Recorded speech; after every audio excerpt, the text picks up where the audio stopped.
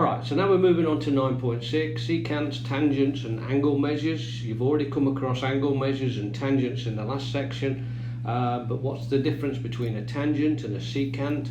Well, don't forget from 9.5, a tangent is a point, is a line that touches the circle at only one point.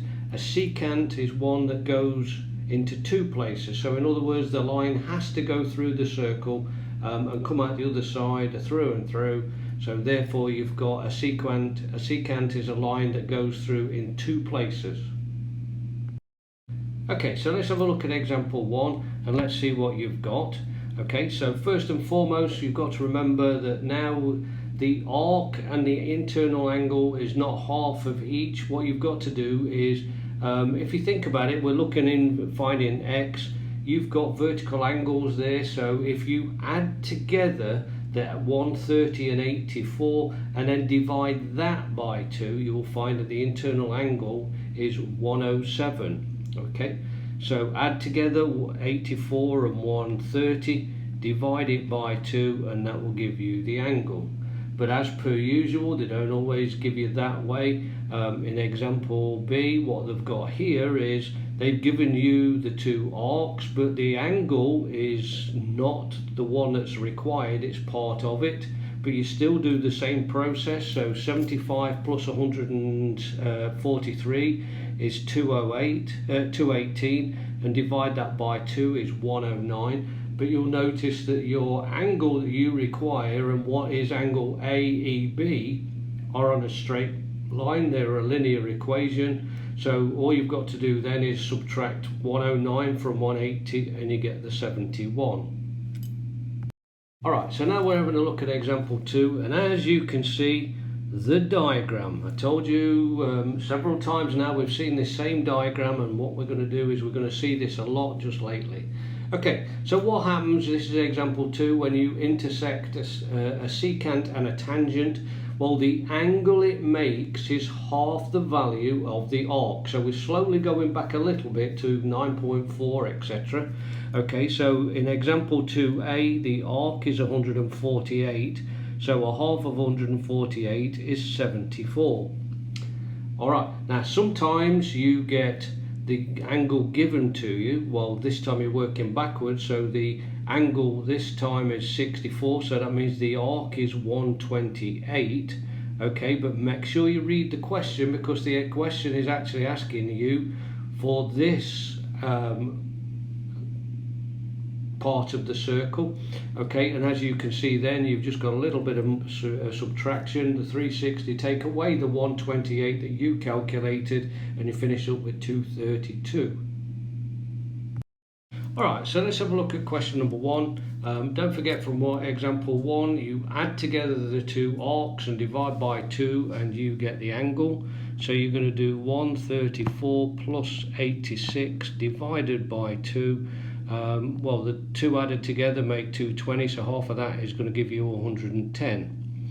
Okay, that's the size of the angle. Alright, now in question number 2 you've got the opposite of that, you've got the inverse. You've been given the angle, and don't forget you've got to do, this time is 126 is equal to 108 plus something, we're going to call it x at this time, and divide by 2.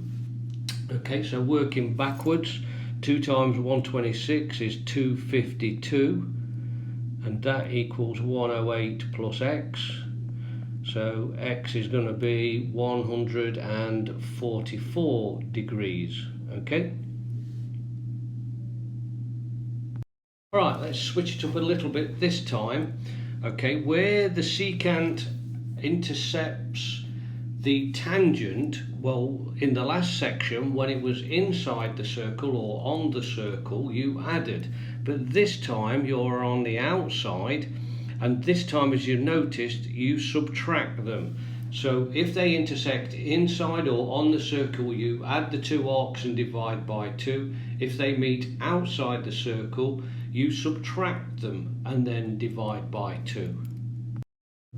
Okay, so let's have a look at example 3. Don't forget the arc, subtract the smaller arc and then divide through by 2. But here you haven't been given whatever HJK arc is, so you have to do the 360, subtract the 102 that you've been given, which will give you the 258, and that's the arc of HJK. Then you have to subtract the 102 and divide by 2, so the angle is 78 degrees. Okay, and then obviously in example 2 is the opposite again. All right, you are told that angle A is 56. You are told that the smaller arc is 95. Okay, so you've got to work out what the other arc is. So don't forget we double it. So 2 times 56 will give you 112. But this time you are going to add 90. The negative 95 becomes the plus 95 on both sides. So CD arc must be 207. So we're going real life. In example 4, it's a droplet of water. But so with these sort of questions, what you've got to do is make sure you read the statement that comes with it. It tells you the arc AC is 128 degrees, and it tells you the smaller arc is 84 degrees. Okay, they meet at D, which is on the outside, so you subtract them. So a half of whatever 128 take away 84 is, well, a half of 44 is 22. So angle D is 22 degrees. Okay, so let's have a look at some of the questions. All right, this time in question number 4, they meet at H, which is outside, so we're going to subtract the larger arc, which is 88, and the smaller arc, which is 26, and then divide through by 2, and that will give us angle H. So let's put it all together. So 88 minus the 26 divided by 2 will give you 31 degrees. Okay. And then obviously for question number 5 we do the opposite. So you know 71 is going to equal X, which is QTS, minus 106, and divide through by 2, so we work backwards. So 142 is equal to X minus 106, and then you're going to add it, which means then that X will equal 246 degrees.